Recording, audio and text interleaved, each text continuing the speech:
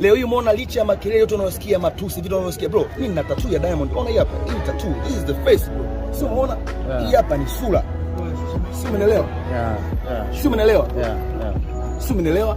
Hii ni sura. Onyesha vizuri wa shoot jamaa. Umeelewa? Licha vitu vyote. Kuna siku Mchopa alishawahi kuniuliza kwamba kwa nini wewe una tattoo ya Diamond ikiwa kila siku anakutengenezea mazingira wewe ufe kimuziki?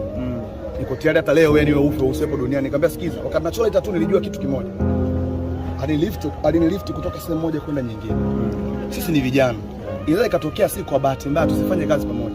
Hii itakuwa kama ni up, yani kama ni kitu ambacho kumbukumbu kwenye akili yangu na kwenye moyo wangu na vitu kama. Ndio maana mpaka leo sijafuta na sina mpango wa kufuta. Lakini kwa vitu jinsi vinavyoendelea mbele, ndio kabisa mtu ambaye yuko tayari wewe ufe. Utakuwa nayo nini? Umeona bwana? Haina haja. Kwa hiyo sasa vitu vikani vingi hivyo maugomvi, mara umefanya hivi umekatwa pesa, sio hivi na hivi.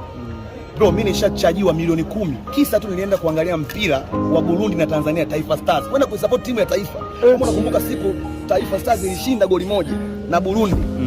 Kwa furaha mimi nikashuka pale chini, watu wakashangilia sana, sio nikaperform. Nikarudi nikamwambia nilipe milioni 10 na nimelipa. Sio unanielewa? Kwa hiyo vitu vikawa ni vingi mara hivi leo. Kile ninachofanya ikawa imefika wakati yani mpaka naogopa hata nikienda kwenye show itakuwaje. Sio umeelewa?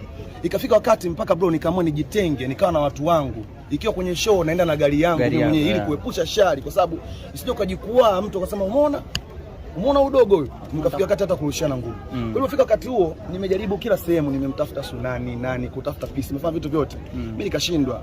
Nilivyoshindwa nikamwita mzee wangu, tukanimbana akaja, nikamwambia baba moja